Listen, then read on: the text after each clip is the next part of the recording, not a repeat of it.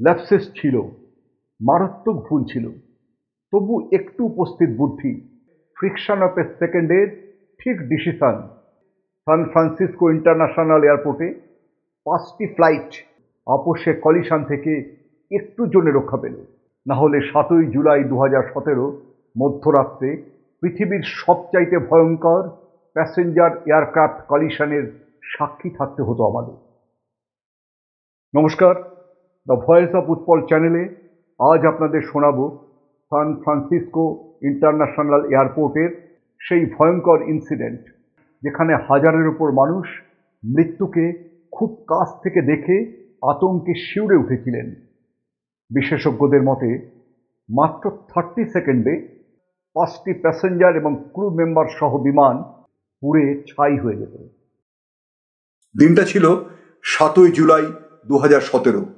Air Canada flight 759 take up করে Toronto Pearson International Airport থেকে। যাবে San Francisco international Airport, city of California. 135 জন passenger, 5 জন crew members সমেত উড়ে আসছিল ফ্লাইট 759 সান ফ্রান্সিসকো ইন্টারন্যাশনাল এয়ারপোর্টের দিকে। অ্যাপ্রক্স 5 ঘন্টা 45 মিনিটের জার্নি ছিল। অন্য দিনের মতো এটাও একটা নর্মাল এয়ার ট্রাভেল ছিল। 7ই জুলাই 2017 at 11:46 PM Air Canada flight 759 San Francisco International এয়ারপোর্টে রানওয়ে 28R এ ল্যান্ড করবার ক্লিয়ারেন্সও পেয়ে যায় এটিসি থেকে। এয়ার কানাডা ফ্লাইট 759 এর প্যাসেঞ্জার ও ক্রু মেম্বার সমেত সান ফ্রান্সিসকো ইন্টারন্যাশনাল এয়ারপোর্টে নিজেদের টেক অফ টার্নের জন্য ট্যাক্সিওয়ে সিতে অপেক্ষারত হাজারেরও বেশি প্যাসেঞ্জার ও ক্রু মেম্বার্স বুঝতেই পারেননি এয়ার কানাডা ফ্লাইট 759 যমদূতের মতো ধেয়ে আসছে তাদের দিকে। ভিডিওর নেক্সট পার্টে ঢোকার আগে সান ফ্রান্সিসকো ইন্টারন্যাশনাল এয়ারপোর্টের লেআউট সম্পর্কে একটু ধারণা দেওয়া দরকার। সিটি অফ ক্যালিফোর্নিয়ার হাই রাইজ বিল্ডিং দিয়ে ঘেরা সান ফ্রান্সিসকো ইন্টারন্যাশনাল এয়ারপোর্ট। এখানে 4টি রানওয়ে, রানওয়ে 19L, 19R এবং 28L এবং 28R। রানওয়ে 19L, 19R এবং 28L, 28R প্যারালালি অবস্থিত। 28L, 28R এই দুটি runway laterally separated by 750 feet এবং taxiway C separated approx 500 feet from runway 28R। Air direction দেখে একসঙ্গে দুটি রানওয়ে খোলা হয়। এই দিন 28R রানওয়ে ওপেন ছিল। লোকাল টাইম 10 PM মেনটেন্যান্সের জন্য অ্যাডজাসেন্ট রানওয়ে 28L বন্ধ করে দেওয়া হয়। সান ফ্রান্সিসকো ইন্টারন্যাশনাল এয়ারপোর্টের সারাউন্ডিং এরিয়াতে হাই রাইজড বিল্ডিং থাকায় পাইলটকে প্লেনের অল্টিটিউড ফ্রিকুয়েন্টলি ডাউন করতে করতে ল্যান্ড করতে হয়। তাছাড়া পাইলটকে রানওয়ে 28L অথবা রানওয়ে 28R এ ল্যান্ড করতে হাই রাইজ বিল্ডিংকে অ্যাভয়েড করবার জন্য এক্সট্রিম রাইট থেকে ঘুরে তবে রানওয়ে 28L অথবা 28R এ ল্যান্ড করতে হয়। Midnight on 7th July 2017 San Francisco international airport air traffic control থেকে ফ্লাইট 759কে 28R রানওয়ের উপর ল্যান্ড করতে পারমিশন দেওয়া হয়। সেই রাতে রানওয়ে 28L মেনটেন্যান্সের জন্য বন্ধ ছিল। রানওয়ে 28L এর লাইটও অফ করে দেওয়া হয়েছিল। এখানেই ব্লান্ডার মিস্টেক করে বসে এয়ার কানাডা ফ্লাইট 759 এর ক্যাপ্টেন এবং ফার্স্ট অফিসার। দুজনেই পরে স্বীকার করেন ভুলবশত রানওয়ে 28R কে রানওয়ে 28L এবং ট্যাক্সিওয়েকে রানওয়ে 28R মনে করেছিলেন। যদিও রানওয়ে ও ট্যাক্সিওয়ের লাইট ডিফারেন্ট কালার্স এবং ডিফারেন্ট ইন্টেন্সিটি মার্কিং ছিল, তবুও ভয়ানক ভুল করে বসে কানাডা ফ্লাইট 759 এর ক্যাপ্টেন। ট্যাক্সিওয়ে সিতে ফ্লাইট ল্যান্ড করতে এগিয়ে আসে রানওয়ে 28R মনে করে। এদিকে ট্যাক্সিওয়ে সিতে ফুললি ফুয়েল লোডেড প্যাসেঞ্জারে ভরা 3টি ইউনাইটেড এয়ারলাইন্স, একটি ফিলিপাইন্স এয়ারলাইন্সের এরোপ্লেনস লোকাল টাইম রাত 11:55 টেক আপ করবার জন্য নিজের নিজের টার্নের জন্য অপেক্ষা করছে। ওদিক থেকে এয়ার কানাডা ফ্লাইট 759 যমদূতের মতো ছুটে আসছে ল্যান্ড করতে ট্যাক্সিওয়ে সিতে রানওয়ে 28R মনে করে। নর্মালি সান ফ্রান্সিসকো ইন্টারন্যাশনাল এয়ারপোর্টে রানওয়ে 28-এ ফ্লাইট ল্যান্ড করবার জন্য রাইট ডাইরেকশন থেকে ঘুরে এসে ল্যান্ড করে। সবাই ভেবেছিল রাইট টার্ন করে ল্যান্ড করবে, কেউ ভাবতেও পারেনি প্লেন ট্যাক্সিওয়ের দিকেই যাচ্ছে ল্যান্ড করতে। সারিবদ্ধভাবে ট্যাক্সিওয়ে সিতে দাঁড়ানো 4টি এয়ারক্রাফটের মধ্যে ফিলিপাইন্স এয়ারলাইন্স 115-এর পাইলটের সন্দেহ হয় এয়ার কানাডা ফ্লাইট ট্যাক্সিওয়ের দিকে ল্যান্ড করতে আসছে। ফ্লাইট 759-এর পাইলটকে অ্যালার্ট করতে ফিলিপাইন্স এয়ারলাইন্সের ক্যাপ্টেন ল্যান্ডিং লাইট জ্বালিয়ে দেয়। ফ্লাইট 759-এর ক্যাপ্টেন কিছু ফ্ল্যাশ লাইট দেখে সন্দেহ হবার জন্য রাত 11:55:46 পাইলট সান ফ্রান্সিসকো ইন্টারন্যাশনাল এয়ারপোর্টের এটিসি থেকে আবার জানতে চায় 28R ক্লিয়ার আছে কিনা। এটিসি কল্পনাও করতে পারেনি ফ্লাইট 759-এর পাইলট ট্যাক্সিওয়েকে রানওয়ে 28R মনে করে ল্যান্ড করছে। অ্যাকচুয়ালি 28R খালি ছিল, তাই আবার ক্লিয়ারেন্স দিয়ে দেয়। In the mean time Air Canada flight 759 land করতে প্রায় তৈরি। এখানেই সান ফ্রান্সিসকো এটিসি কন্ট্রোলার আবার এক ভুল করে ও ফ্লাইট 759-এর মুভমেন্ট চেক না করে আবার ক্লিয়ারেন্স দিয়ে দেয়। তখনও ট্যাক্সিওয়েতে দাঁড়ানো 4 ফ্লাইটের প্যাসেঞ্জার্স ও ক্রু মেম্বার্সরা বুঝতেই পারছেন না কি ভয়ানক মৃত্যু কয়েক সেকেন্ডের মধ্যেই আছড়ে পড়তে যাচ্ছে তাদের উপর। সেই রাতে এয়ার কানাডা ফ্লাইট 759-এর পাইলট বেশ কিছু ব্লান্ডার মিস্টেক করেছিল।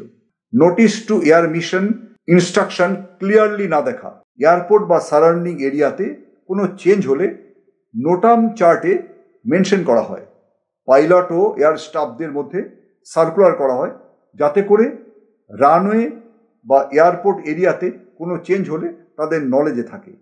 এক্ষেত্রেও 28L ক্লোজার নোটিশ দেওয়া হয়েছিল নোটামে, কিন্তু পাইলট ওভারলুক করেন।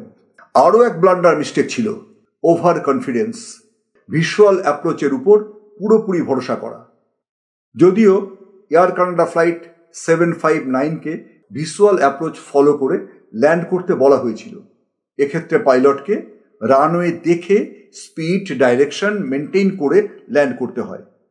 সেই দিন ক্লিয়ার ওয়েদার ছিল, ফলে ভিজুয়াল অ্যাপ্রোচ একেবারেই সাধারণ ব্যাপার ছিল, কিন্তু এক্সপেরিয়েন্স পাইলট ভিজুয়াল অ্যাপ্রোচের সাথে সাথে ইনস্ট্রুমেন্ট ল্যান্ডিং সিস্টেম ILSও অ্যাক্টিভ করে যাতে করে ভুল হবার কোনো চান্সই না থাকে। অ্যাকচুয়ালি ILS নেভিগেশন সিস্টেমে কাজ করে। ILS ল্যান্ডিংয়ের সময় পাইলট রেডিও ফ্রিকোয়েন্সি ওয়েভের মাধ্যমে রানওয়ে ডিসপ্লেতে ককপিটে বসেই দেখতে পান, রানওয়ে ভুল হবার কোনো চান্স থাকে না। সেই দিন এয়ার কানাডা ফ্লাইট 759-এর পাইলট কোনো অজ্ঞাত কারণে শুধু ভিজুয়াল অ্যাপ্রোচের উপর ভরসা করেই ল্যান্ড করছিলেন, ILS অ্যাক্টিভ করেননি। এয়ার কানাডা ফ্লাইট 759-এ ILS অটোমেটিক অন হতো না। বর্তমানে সব আধুনিক ফ্লাইটে ILS অটোমেটিক অ্যাক্টিভ হয়ে যায়। এইভাবেই এয়ার কানাডা ফ্লাইট 759 মৃত্যু দূতের মতো ছুটে আসতে থাকে সান ফ্রান্সিসকো ইন্টারন্যাশনাল এয়ারপোর্টের দিকে। ঠিক সেই মুহূর্তে রাত 11:56:01 United Airlines flight 1 take up করবার জন্য ট্যাক্সিওয়ে সি এর প্রথম লাইনে ওয়েট করছিল। তখনই ঠিক ভগবানের দূতের মতো ইউনাইটেড এয়ারলাইন্স ফ্লাইট 1-এর ক্যাপ্টেন এটিসি ও এয়ার কানাডা ফ্লাইট 759-এর পাইলটের রেডিও কনভারসেশনের মধ্যে ইন্টারাপ্ট করে, without wasting a friction of a second, without using his call sign. বলে, "Where is guy going?" He is on the taxiway. রাত 11:56 ATC air Canada flight 759 এর পাইলটকে বলে, Go around. ততক্ষণে এয়ার কানাডা ফ্লাইট 759 এর pilot Liverpool করে altitude বাড়িয়ে দেন। United Airlines flight 1 এর পাইলটের 9 সেকেন্ডের মধ্যে প্রম্পট রেডিও মেসেজ সেই দিন বাঁচিয়ে দিল হাজার হাজার প্রাণ। প্রত্যক্ষদর্শী ও ইউনাইটেড এয়ারলাইন্স ফ্লাইট 1 এর পাইলটের স্টেটমেন্ট থেকে জানা যায়, ট্যাক্সিওয়ে সিতে সারিবদ্ধভাবে দাঁড়ানো 4টি ফ্লাইটের মাত্র 10 ফিট উপর থেকেই ফার্দার অল্টিটিউড গেন করে উপরে উঠে যায় এয়ার কানাডা ফ্লাইট 759। অ্যাভিয়েশন হিস্ট্রির সবচাইতে ভয়ঙ্কর দুর্ঘটনা থেকে রক্ষা পায় 5টি flight. 25 September 2018 the United state national transportation safety board NTSB সম্ভাব্য কারণ হিসাবে উল্লেখ করেন ফ্লাইট 759 এর ক্যাপ্টেন এবং ফার্স্ট অফিসার ভীষণ ফ্যাটিক ফিল করছিলেন due to different time zone between Toronto and San Francisco. Captain প্রায় 19 ঘন্টা এবং ফার্স্ট অফিসার 12 ঘন্টা অলমোস্ট রেস্ট করেননি। অনেকের ধারণা কন্টিনিউয়াস ডিউটিতে ফ্যাটিক ও ঘুম পাওয়ার জন্যই পাইলট ট্যাক্সিওয়ে সিকে রানওয়ে আর মনে করে লাইন আপ করতে থাকে। ইউএসএ পাইলট ফ্যাটিক রুলস কখনোই এটা এগ্রি করে না। ডিসেম্বর 2018 থেকে কানাডার পাইলট রেস্ট রুলকে চেঞ্জ করা হয়। ফাইনালি ইনভেস্টিগেশনে প্রমাণিত হয় এয়ার কানাডা ফ্লাইট 759 এর পাইলট ভুল করেছিলেন। প্রথম ভুল ছিল নোটাম ইনস্ট্রাকশন না ফলো করা। সেকেন্ড কজ ওভার কনফিডেন্স হয়ে ILS সিস্টেম অ্যাক্টিভ না করা। অনলি ভিজুয়াল অ্যাপ্রোচের উপর ভরসা করেই তিনি ল্যান্ড করছিলেন। সান ফ্রান্সিসকো ইন্টারন্যাশনাল এয়ারপোর্টের ATC কন্ট্রোলারও ভীষণ ভুল করে। এয়ার কানাডা ফ্লাইট 759 এর পাইলট যখন সেকেন্ড টাইম রানওয়ে ক্লিয়ারেন্স জানতে চায়, তখন একবার যদি ফ্লাইট 759 এর পজিশন চেক করতেন তবে এই ঘটনা অ্যাভয়েড করা যেত। অনেক ভুলের মধ্যে এটাও একটা বড় কারণ। এই অঘটন হবার পর সান ফ্রান্সিসকো ইন্টারন্যাশনাল এয়ারপোর্টের জন্য নিউ রুল ইমপ্লিমেন্ট করা হয়। যদি কোনো রানওয়ে বন্ধ থাকে তাহলে ভিজুয়াল অ্যাপ্রোচ ল্যান্ডিংয়ের পারমিশনই দেওয়া হবে না এবং ATC কন্ট্রোলার ছাড়াও গ্রাউন্ড কন্ট্রোলার ডিপ্লয়েড কম্পালসারি করা হয়, specially during heavy traffic load. Taxiway সিতে 4টি ফ্লাইট সারিবদ্ধভাবে দাঁড়িয়েছিল টেক আপ করবার জন্য। সেকেন্ড এবং থার্ড ফ্লাইট থেকে এয়ার কানাডা ফ্লাইট 759 এর ভার্টিক্যাল ডিস্টেন্স ছিল অনলি 10 ফিট। যদি ফ্লাইট 759 এর পাইলট লিভার পুল করতে 5 সেকেন্ড দেরি করতেন, ওই কলিশন হয়েই যেত। অনেকে মনে করেন যদি ফ্লাইট 759 এর সঙ্গে ট্যাক্সিওয়ে সিতে সেকেন্ড এবং থার্ড ফ্লাইটের সঙ্গে কলিশন হতো, এত বড় ব্লাস্ট হতো যে ফার্স্ট এবং ফোর্থ ফ্লাইটেও সেই আগুন লেগে যেত। ভয়ঙ্কর ব্লাস্ট হতো। এভিয়েশন সেফটি এবং সিকিউরিটি এক্সপার্টদের মতে 30 সেকেন্ডে 5টি প্লেন ব্লাস্ট হয়ে প্রায় 1100 প্যাসেঞ্জার এবং ক্রু মেম্বার কয়েক সেকেন্ডে পুড়ে ছাই হয়ে যেতেন। এভিয়েশন ইন্ডাস্ট্রিতে এই দুর্ঘটনা লাল অক্ষরে লেখা থাকত।